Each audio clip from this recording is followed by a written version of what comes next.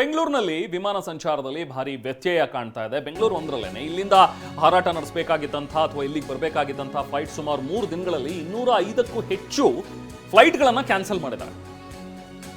ಇದು ಈಗ ಪ್ರಯಾಣಿಕರಿಗೆ ತೀವ್ರ ಸಂಕಷ್ಟವನ್ನು ತಂದೊಡ್ಡಿದೆ. ಸಾಕಷ್ಟು ಜನ ಇನ್ನೂ ಕೂಡ ಏರ್ಪೋರ್ಟ್ಗಳಲ್ಲೇ ಇದ್ದಾರೆ. ಸರಿಯಾದಂತಹ ಮಾಹಿತಿ ಕೂಡ ನಮಗೆ ಸಿಗ್ತಾ ಇಲ್ಲ ಅನ್ನುವಂಥದ್ರ ಬಗ್ಗೆ ಕೆಲವೊಂದಷ್ಟು ಆಕ್ರೋಶ ವ್ಯಕ್ತವಾಗ್ತಾ ಇದೆ. ನೋಡಿ, ಇವತ್ತು ಒಂದೇ ದಿನ 73 ವಿಮಾನ ಹಾರಾಟ ಕ್ಯಾನ್ಸಲ್ ಆಗಿದೆ.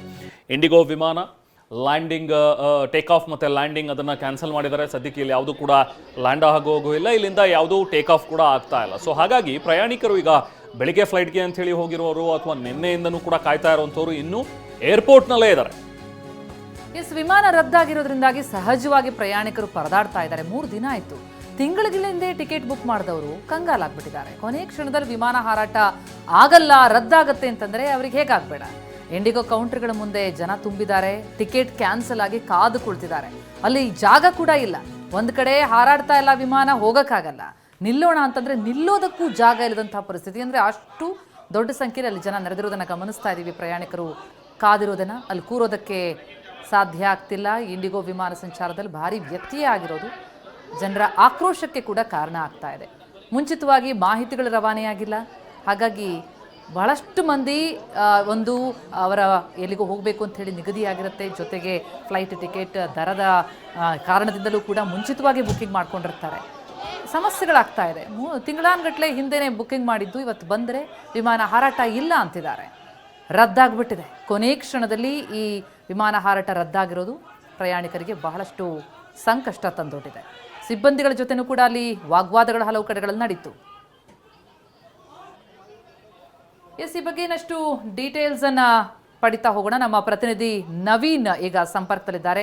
ಏರ್ಪೋರ್ಟ್ನಿಂದ ಸಂಪರ್ಕದಲ್ಲಿ ಸಿಕ್ಕಿದ್ದಾರೆ. ನವೀನ್, 3 ದಿನ ಆಯಿತು ಈ ರೀತಿ ಫ್ಲೈಟ್ಗಳ ಹಾರಾಟ ಆಗ್ತಾ ಇಲ್ಲ, ವಿಳಂಬ ಆಗ್ತಾ ಇದೆ. ಜೊತೆಗೆ ಹಲವು ರದ್ದಾಗ್ಬಿಟ್ಟಿದೆ. 205 ಫ್ಲೈಟ್ಗಳು ಅಂತಂದ್ರೆ ಕಮ್ಮಿ ಮಾತಲ್ಲ. ಏನ್ ಸಮಸ್ಯೆ ಅಂತೆ, ಏನ್ ಅಪ್ಡೇಟ್ಸ್ ಲಭ್ಯ ಆಗ್ತಾ ಇದೆ ಈಗ?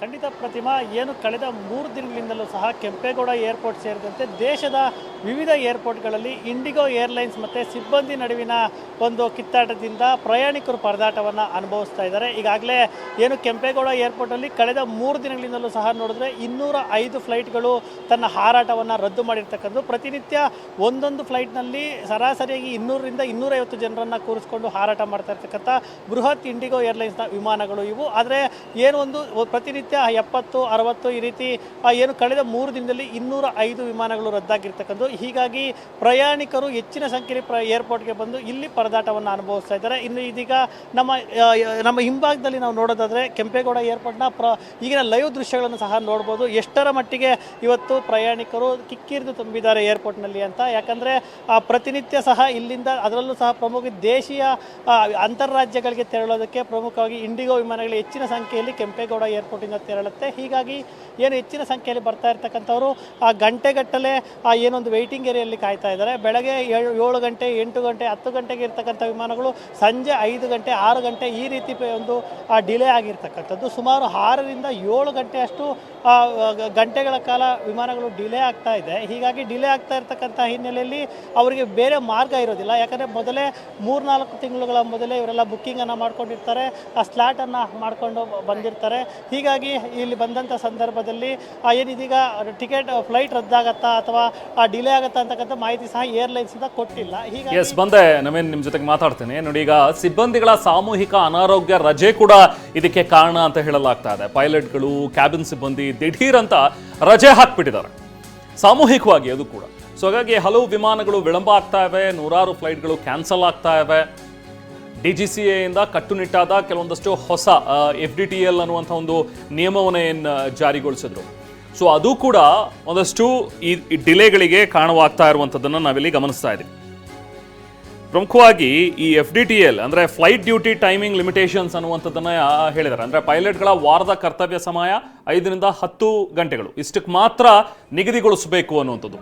ತೀರಾ ಪೈಲಟ್ಗಳಿಗೂ ಕೂಡ ಸಮಸ್ಯೆ ಆಗ್ತಾ ಇತ್ತು. ಅವರಿಗೆ ಫ್ಲೈಯಿಂಗ್ ಅವರ್ಸ್ ಹೆಚ್ಚು ಕೊಡ್ತಾ ಇದ್ರು, ಅದರಿಂದಾಗಿ ಅವರಿಗೆ ರೆಸ್ಟ್ ಮಾಡೋದಕ್ಕೆ ಸಿಗ್ತಾ ಇರಲಿಲ್ಲ ಅನ್ನುವಂಥದ್ರ ಬಗ್ಗೆ ಸಾಕಷ್ಟು ಈ ಥರದ್ದು ಒಂದಷ್ಟು ಮಾತುಗಳು ಕೂಡ ಕೇಳಿ ಬರ್ತಾ ಇದ್ವು. ಹಾಗಾಗಿನೇ ಈ ಬಾರಿ ಅಂದರೆ ಈಗ ಅಹಮದಾಬಾದ್ನ ಫ್ಲೈಟ್ ದುರ್ಘಟನೆ ಏನಾಯ್ತಲ್ಲ, ಅದಾದ ನಂತರವೂ ಕೂಡ ಕೆಲವೊಂದಷ್ಟು ಸ್ಟ್ರಿಕ್ಟ್ ರೂಲ್ಸನ್ನು ತರೋದಕ್ಕೆ ಮುಂದಾದರು. ಸೊ ಹಾಗಾಗಿ ಫ್ಲೈಟ್ ಡ್ಯೂಟಿ ಟೈಮಿಂಗ್ ಲಿಮಿಟೇಷನ್ ಅನ್ನುವಂಥದ್ದನ್ನು ಈಗಾಗಲೇ ಜಾರಿಗೆ ತಂದಿದ್ದಾರೆ.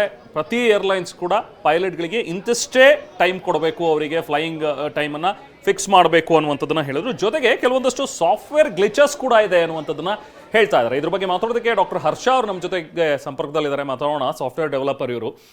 ಹರ್ಷ ಅವರೇ, ಈಗ ಈ ಫ್ಲೈಟ್ಗಳಲ್ಲಿ ಕೆಲವೊಂದಷ್ಟು ಸಾಫ್ಟ್ವೇರ್ನ ಸಮಸ್ಯೆ ಕೂಡ ಇದೆ, ಅದನ್ನು ಅಪ್ಡೇಟ್ ಮಾಡ್ತಾ ಇದ್ದಾರೆ ಅನ್ನುವಂಥದ್ದು ಕೂಡ ಈಗ ಬಂತು ಮಾಹಿತಿ.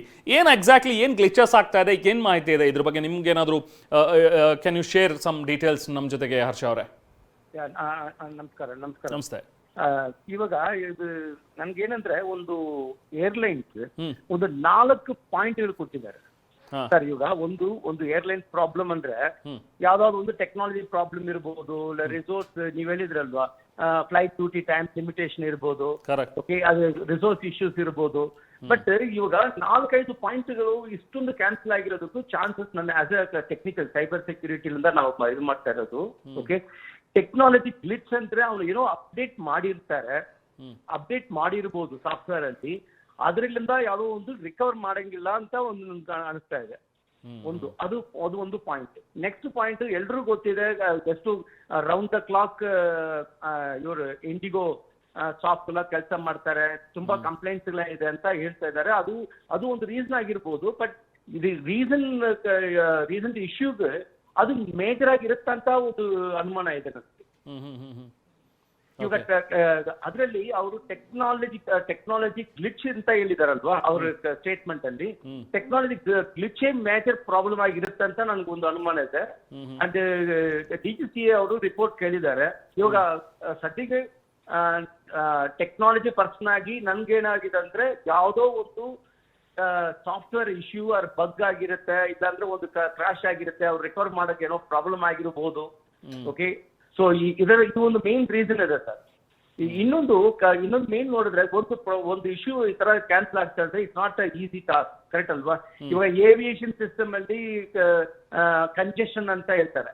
ಅವಾಗ ಕೆಲವರು ಅದರ್ ಏರ್ಲೈನ್ಸ್ ಇದ್ದಾರಲ್ವಾ, ಅವ್ರಿಗಾಗಿಲ್ಲ. ಇವ್ರಿಗೆ ಇಂಡಿಗೋ ಪರ್ಟಿಕ್ಯುಲರ್ ಆಗಿ ಆಗಿದೆ ಅಂದ್ರೆ ಏರ್ಲೈನ್ಸ್ ಅವ್ರ ಸೆಪರೇಟ್ ನೆಟ್ವರ್ಕ್ ಇದೆ, ಅವ್ರ ಸೆಪರೇಟ್ ಅಪ್ಲಿಕೇಶನ್ ಸಾಫ್ಟ್ವೇರ್ ಎಲ್ಲ ಇದಲ್ವಾ, ಸರ್ವರ್ಸ್ ಇದಲ್ವಾ, ಅದರಲ್ಲಿ ಯಾವುದೋ ಒಂದು ಮಾಡಕ್ಕೆ ಹೋಗಿ ಯಾವುದೋ ಒಂದು ಕಾನ್ಫ್ಲಿಕ್ಟ್ ಆಗಿದೆ, ಇಲ್ಲ ಅಂದ್ರೆ ಒಂದು ಅಪ್ಲಿಕೇಶನ್ ಮ್ಯಾನಿಪುಲೇಟ್ ಆಗಿರೋದು.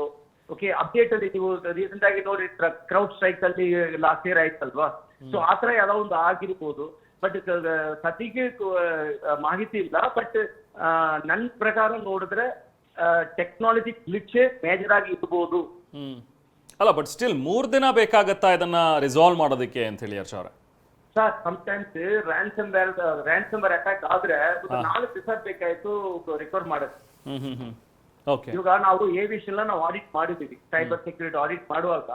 ಓಕೆ, ಕೆಲವು ಏರ್ಲೈನ್ಸ್ ಓಲ್ಡ್ ಸಾಫ್ಟ್ವೇರ್ ಇನ್ನೂ ಇಟ್ಕೊಂಡಿದ್ದಾರೆ, ಅದರಿಂದ ಆಗಿರ್ಬೋದು. ಓಕೆ, ಥ್ಯಾಂಕ್ ಯು ಹರ್ಷ ಅವರೇ, ನೀವು ನನ್ನ ಜೊತೆ ಮಾತನಾಡಿದ್ರಿ.